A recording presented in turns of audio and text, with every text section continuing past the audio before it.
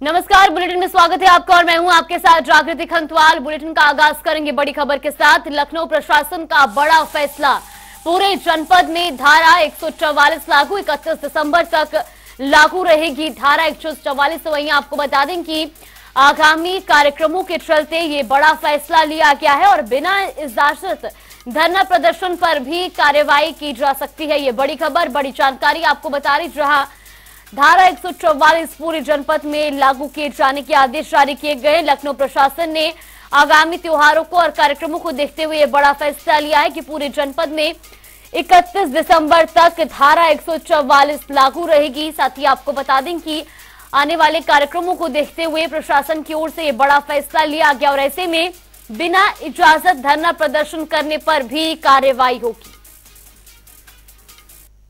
तो लखनऊ से ये बड़ी खबर, बड़ी जानकारी। लखनऊ प्रशासन ने बड़ा फैसला लिया है। कार्यक्रमों को देखते हुए सुरक्षा के कड़े इंतजाम किए गए हैं। आपको बता दें कि प्रवेश परीक्षाओं को देखते हुए भी ये फैसला लिया गया। इसके अलावा सरकारी इमारतों के पास ड्रोन शूटिंग पर भी रोक लगा दी गई है। सार्वजनिक स्थानों पर पुतला जलाने पर रोक लगाई गई है। आपत्तिजनक पोस्ट पर भी कार्रवाई करने के आदेश दिए गए हैं। त्योहारों और कार्यक्रमों को लेकर के प्रशासन की ओर से बड़ा फैसला लिया गया है। तो पूरे जनपद में 31 दिसंबर तक धारा 144 लागू रहेगी। वहीं इस खबर पर ज्यादा जानकारी के साथ हमारे सहयोगी अनूप कुमार सिंह हमारे साथ लखनऊ से जुड़ गए। अनूप, सबसे पहले आपसे जानना चाहेंगे, लखनऊ प्रशासन ने बड़ा फैसला लेते हुए 31 दिसंबर तक धारा 144 लागू की है। इस दौरान किन किन चीजों पर पाबंदी रहेगी? देखिए, लखनऊ में धारा 144 लागू की गई है। आगामी त्योहार के मद्देनजर आने वाले समय में तमाम परीक्षाएं भी होने वाली, जिसके मद्देनजर लखनऊ में धारा 144 31 दिसंबर तक रहेगी। उसके बाद चूंकि लगातार इस वजह से विधानसभा के आसपास जो बड़े धारदार हथियार या नशीला पदार्थ लाने में उन पर विशेष तरीके से रोक लगाई गई है। खासकर अफवाहें जो फैलाने वाले मौलिक लिखित इलेक्ट्रॉनिक मीडिया या तमाम चीजों पर जो सोशल मीडिया के माध्यम से गलत सूचनाएं फैलाते हैं, उन पर कहीं न कहीं पुलिस सतर्कता बरतेगी ताकि किसी प्रकार की अफवाह न फैल सके। और लगातार सोशल मीडिया को लेकर लोग दुरुपयोग करते हैं, उस पर लखनऊ पुलिस की विशेष नजर है। दूसरी तरफ विधानसभा के आसपास जो रेड जोन बनाया गया है ताकि विधानसभा के करीब 1 किलोमीटर की परिधि में कोई ड्रोन वगैरह शूटिंग नहीं हो सकती है। साथ ही साथ वहां पर कोई धरना प्रदर्शन नहीं हो सकता है। तो इन सब चीजों को लेकर के लखनऊ में आज धारा 144 लागू की गई है। अब देखने वाली बात होगी कि पुलिस इसको कितना कड़ाई से पालन करती है। हालांकि राजनीतिक दल लगातार हजरतगंज में गांधी प्रतिमा के आसपास प्रदर्शन करते नजर आते हैं, लेकिन सब धारा 144 के बाद देखना होगा कितना इसका पालन होता है। बिल्कुल अनु, बहुत बहुत धन्यवाद आपका हमारे साथ जुड़ने के लिए और तमाम जानकारी हम तक पहुंचाने के लिए। धारा 144 को देखते हुए कड़ी चीजों पर पाबंदी लगाई गई है और खासतौर पर 31 दिसंबर तक ये धारा 144 लागू रहेगी। तो वही मुख्यमंत्री योगी आदित्यनाथ हरदोई दौरे पर हैं, जहां उन्होंने नारी शक्ति बंधन सम्मेलन में शिरकत की। आपको बता दें कि मुख्यमंत्री ने 541 करोड़ की 217 परियोजनाओं का लोकार्पण और शिलान्यास किया और साथ ही सम्मेलन को संबोधित करते हुए कहा कि महिलाओं के सम्मान से जुड़ी कई योजनाएं चल रही हैं, जिसका लाभ बेटियों और बहनों को मिल रहा है।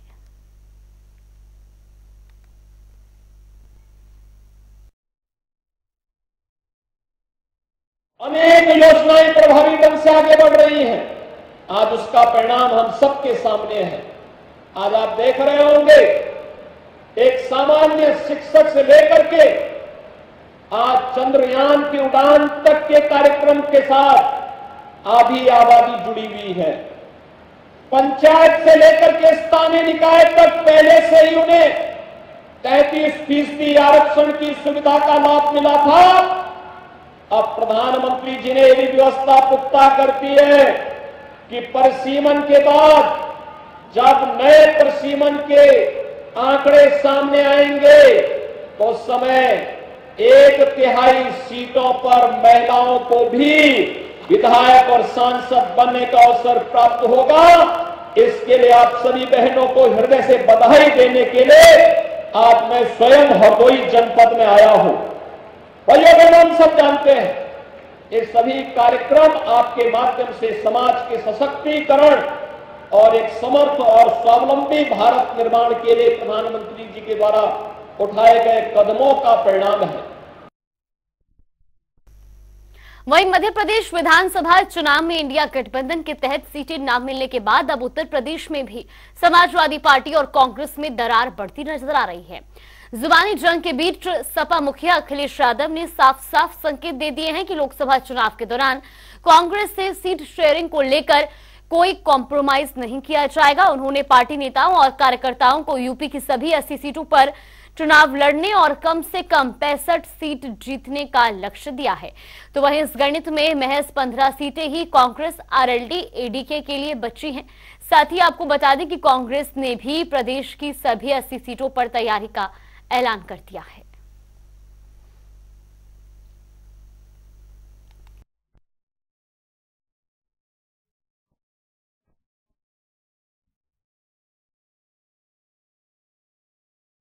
बात क्या है, वो किस तरीके की बात कर रहे हैं, मेरा यही कहना है सीधा सीधा, वो जो भी बोलें, आज जो स्थिति सामने है हम लोग भी पूरे फोकस करके 5 स्टेट पे चुनाव लड़ रहे हैं। तेलंगाना, छत्तीसगढ़, मध्य प्रदेश, राजस्थान, मिजोरम, उस पर सब लोग पूरी पार्टी लगी है, उस पर सारे नेता व्यस्त हैं। और ये जब लोग वहाँ से खाली हो जाएंगे तब इस पर फिर आगे कोई निर्णय डिसीजन हो। अब ये सब मैंने कहा ना कि सारे जो समीकरण बनेंगे या सीट शेयरिंग होगी, कितने सीट कौन लड़ेगा, क्या लड़ेगा, हम कहाँ, बाकी लोग कहाँ खड़े रहेंगे, हम कहाँ खड़े रहेंगे, ये सब जब अभी तो सारे एक एक दिन रात सुबह शाम 5 स्टेट के चुनाव में लोग लगे, उसके जब सारी चीजें चुनाव खत्म हो जाएगा उसके बाद मैं समझता हूँ। तो आपको बता दें कि यूपी में भी इंडिया गठबंधन में अब दरारें देखने को मिल रही हैं, क्योंकि टिकट बंटवारे को लेकर घमासान जारी है। जहां एक तरफ समाजवादी पार्टी ने 65 सीटों पर लड़ने और जीतने का ऐलान किया है, तो वहीं कांग्रेस ने भी 80 की 80 लोकसभा सीटों पर अपने प्रत्याशी मैदान में उतारने की बात कह दी है। ऐसे में जहां एक तरफ समाजवादी पार्टी कह रही है कि 65 सीटों पर तो समाजवादी पार्टी के प्रत्याशी उतरेंगे, तो महज 15 सीटें कांग्रेस और आरएलडी के लिए छोड़ी गई हैं। तो अब इसी बीच जहां कांग्रेस प्रदेशाध्यक्ष अजय राय भी स्पष्ट करते नजर आए कि पार्टी पूरी 80 सीटों पर तैयारी कर रही है, तो कहीं ना कहीं चुनाव से पहले अब यह भी कहा जा रहा है कि इंडिया गठबंधन में दरारें देखने को मिल रही है, क्योंकि सीट शेयरिंग पर जो बंटवारा होना था उसको लेकर के अब दोनों पार्टियों के बीच सियासी घमासान जारी है। लगातार बयानबाजियां भी हो रही है और इस बीच कांग्रेस का साफ तौर पर कहना है कि पार्टी किसी भी तरह से कॉम्प्रोमाइज नहीं करेगी। लेकिन वहीं समाजवादी पार्टी ने भी मध्य प्रदेश में हुए चुनावी ऐलान के बाद, प्रत्याशियों के ऐलान के बाद, समाजवादी पार्टी ने उत्तर प्रदेश की कार्यकारिणी की बैठक बुलाई, जिसके बाद यह ऐलान किया गया कि 65 सीटों पर प्रत्याशी उतारे जाएंगे और इन सभी सीटों पर जीत भी दर्ज की जाएगी। तो वहीं आपको बता दें कि कांग्रेस प्रदेशाध्यक्ष अजय राय का भी अब बयान सामने आया है और उनका कहना है कि किसी भी कीमत पर कांग्रेस कॉम्प्रोमाइज नहीं करेगी।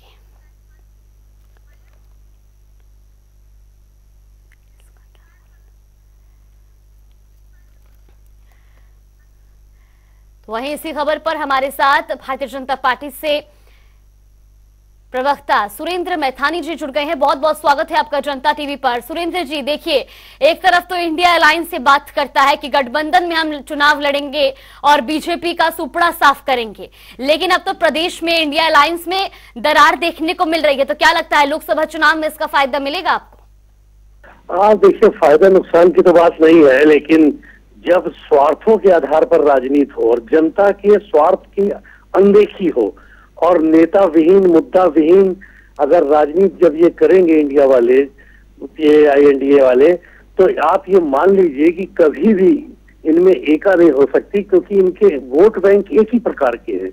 ये लोग केवल इतना ही मान करके चलते हैं कि जो इनके हमारे मुस्लिम भाई बहन हैं, इनको कैसे भ्रमित करके इस वोट पर किसका पूरा अधिकार हो जाए। यही होड़ कांग्रेस में मची है, यही होड़ समाजवादी पार्टी में, यही अन्य पार्टियों में मची है, क्योंकि सबका वोट बैंक और आधार मात्र इतना ही है और ये उस वर्ग को भ्रमित करते हैं, जबकि ये नहीं जानते कि वो वर्ग जो पढ़ा लिखा है वो आज भी नरेंद्र मोदी जी को पसंद करता है, योगी जी को पसंद करता है और मोदी जी को इस देश के रूप में बहुत ही अच्छा लीडर मानता है, क्योंकि मोदी जी कहते हैं कि सबका साथ सबका विकास, और कहते ही नहीं है, करके भी दिखाते हैं।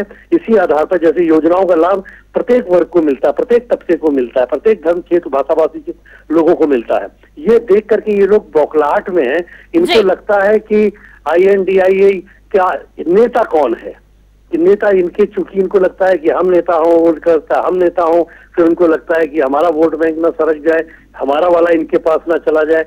और इसी होड़ में चूंकि जनता के दर्द के लिए इनका गठबंधन नहीं बनता, इनका गठबंधन बनता है अपने स्वार्थ के लिए। और जनता इतनी समझदार है कि वो जानती है कि इन स्वार्थी लोगों को किसी भी हालत में पनपने नहीं देना है। और मोदी जी के रूप में पूरे देश में मोदी जी को आशीर्वाद लोग दे रहे हैं, और उनको प्रधानमंत्री के रूप में आने वाले लोकसभा के चुनाव में देख रहे हैं और अपना आशीर्वाद देने के लिए। सुरेंद्र जी, 2024 के लोकसभा चुनाव में चाहे विपक्ष गठबंधन में चुनाव लड़े या पार्टियां अकेले मैदान में उतरे, लेकिन उससे बीजेपी को कोई नुकसान नहीं होने वाला।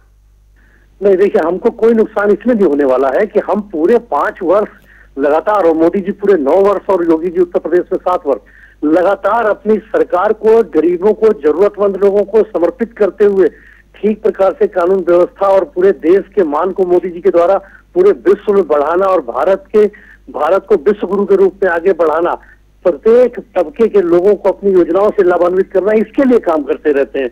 जब वो इसके लिए प्रत्येक क्षेत्र में काम करते रहते हैं तो जनता को लगता है कि ये केवल, चूंकि वास्तव में वो जनता के लिए काम करते हैं, तो इसलिए जनता भ्रमित नहीं, वो जानती है कि ये केवल और केवल हमारे लिए ही काम कर रहे हैं, यानी देश को आगे बढ़ाने के लिए, जरूरतमंद और गरीबों के उत्थान के लिए काम कर रहे हैं। तभी तो इस आजाद भारत के इतिहास में पहली बार चाहे शौचालय मिला हो, चाहे 5 लाख का बीमा मिला हो, जितनी योजनाएं, मैं बताऊंगा तो बहुत टाइम लगेगा, सारी योजनाएं धरातल पर उतरी और अंतिम व्यक्ति के उदय के लिए सरकार काम कर रही है। विश्वास लोगों में जागृत हुआ है मोदी जी के प्रति, इसीलिए लोग बार बार मोदी जी को हर बार, प्रत्येक बार और ज्यादा आशीर्वाद देकर के, सीटों की बढ़ोतरी करके प्रधानमंत्री बना रहे हैं। और आप देखिएगा कि 2024 के लोकसभा के चुनाव में इस देश में सर्वाधिक सीटें आज तक इतनी कभी किसी एक दल को नहीं मिली होंगी जितनी लोग मोदी जी को देने जा रहे हैं। चलिए ठीक है, हमारे साथ सपा विधायक रविदास मेहरोत्रा जी भी जुड़ गए। बहुत बहुत स्वागत है आपका जनता टीवी पर। सर, जिस तरीके से अब इंडिया गठबंधन यानी कि समाजवादी पार्टी और कांग्रेस के बीच में जो ये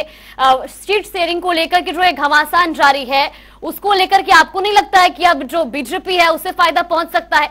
आप तो कह रहे थे गठबंधन में चुनाव लड़ेंगे, लेकिन कांग्रेस कहती है कोई कॉम्प्रोमाइज नहीं होगा। देखिए, 2 बात स्पष्ट कर दें, जो गठबंधन हुआ है इंडिया मोर्चे का, वो चुनाव होने लोकसभा के उसका हुआ है।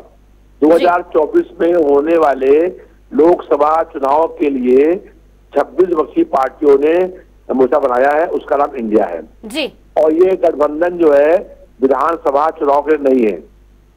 विधानसभा के चुनाव जो हो रहे हैं, मैं विधानसभा चुनाव की बात नहीं कर रही हूं, मैं तो जो 2024 में उत्तर प्रदेश की 80 लोकसभा सीटें हैं उसको लेकर के जिस तरीके से कार्यकारिणी की बैठक के बाद अखिलेश यादव ऐलान करते नजर आए कि 65 सीटों पर तो हमारे प्रत्याशी उतरेंगे। अजय राय जी कहते हैं कि 80 की 80 लोकसभा सीटों के लिए कांग्रेस की तैयारी है। देखिए, तैयारी दोनों पार्टियों की है और दोनों पार्टियां चुनाव लड़ेंगी मिल करके।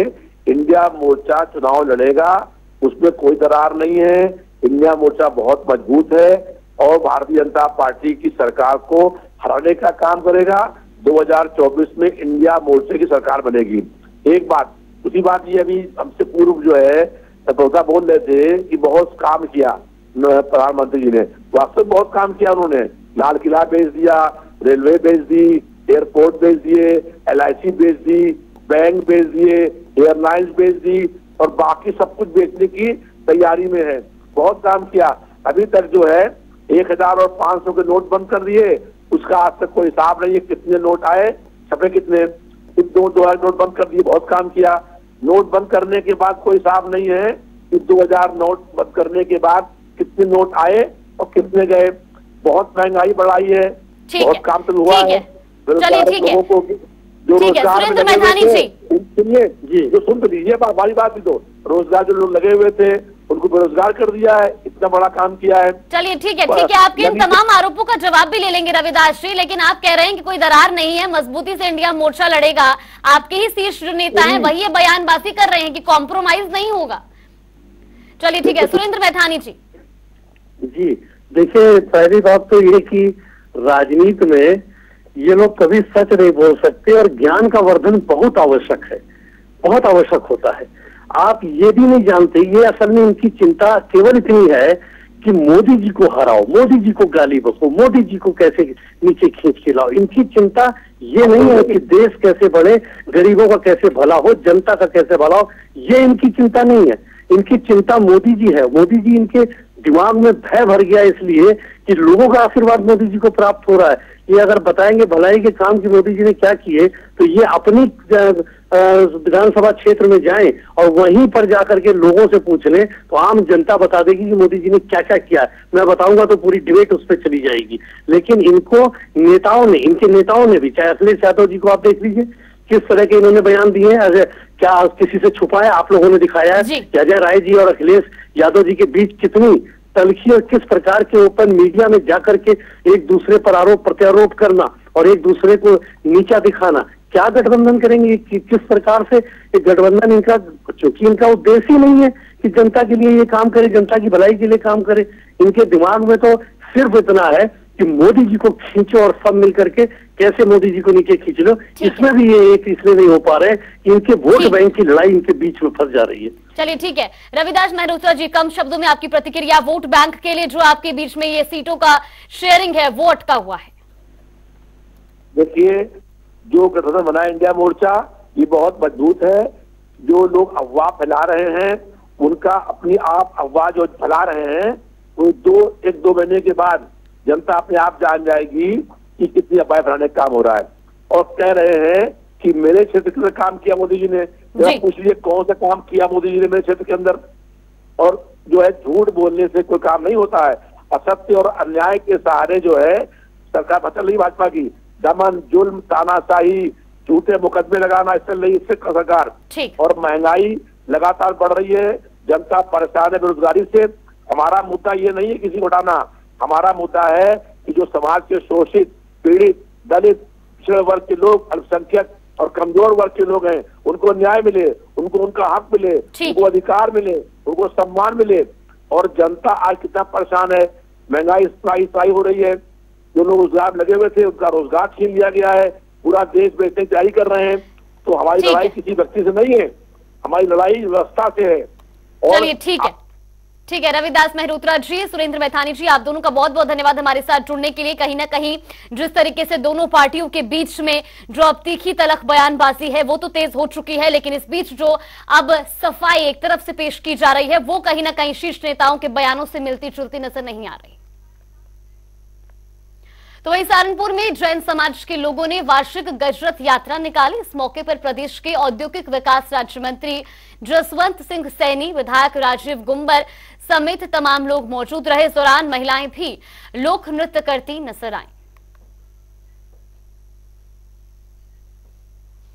एएमयू के कुलपति की चयन प्रक्रिया पर सवाल उठाए जा रहे हैं। दरअसल वर्तमान कार्यवाहक कुलपति ने मनमानी तरीके से कार्यकारी परिषद की बैठक को संचालित कर अपनी पत्नी को विश्वविद्यालय का कुलपति हेतु नामित कर लिया, जिस पर सवाल उठाते हुए अखिल भारत हिंदू महासभा के राष्ट्रीय प्रवक्ता अशोक कुमार पांडे ने सवाल खड़े किए हैं। उन्होंने साफ कहा कि ये कोई मदरसा नहीं है, ये एक विश्वविद्यालय है, यहाँ नियम कानून के हिसाब से काम किया जाता है। तो वही इसको लेकर अशोक कुमार पांडे ने राष्ट्रपति को संबोधित एक पत्र भी लिखा, जिसमें उन्होंने चयन प्रक्रिया पर सवाल उठाते हुए राष्ट्रपति से शिकायत भी की है। अलीगढ़ मुस्लिम विश्वविद्यालय हमेशा से ही विवादों में रहा है और ये बिल्कुल मदरसे की तरह संचालित होता है। यह एक केंद्रीय विश्वविद्यालय है, लेकिन केंद्र सरकार के कोई भी नियम कानून यहां पर आकर दम तोड़ देते हैं। अभी हाल ही में अलीगढ़ मुस्लिम विश्वविद्यालय की कार्यकारी परिषद की बैठक हुई, जिसमें कुलपति के चुनाव की प्रक्रिया संपन्न कराई गई, जो कि पूरी तरीके से गुंडागर्दी एवं फर्जी तरीके से करवाई गई। अलीगढ़ मुस्लिम विश्वविद्यालय के वर्तमान कार्यवाहक कुलपति ने उस प्रक्रिया को संपन्न कराया और स्वयं अपनी पत्नी को कुलपति के लिए नामित करवाने का पूरा प्रयास किया। जो पैनल बना 5 लोगों का, उनमें 3 लोग ऐसे थे जो पात्र भी नहीं है कुलपति के लिए, जिनकी योग्यता कुलपति के लिए नहीं है, और उनको कुलपति के पैनल में 5 लोगों में शामिल किया गया, जिसमें स्वयं कार्यवाहक कुलपति की पत्नी है। चलिए बुलेटिन में फिलहाल के लिए बस इतना ही। यहाँ पे रुकते हैं एक छोटे से ब्रेक के लिए।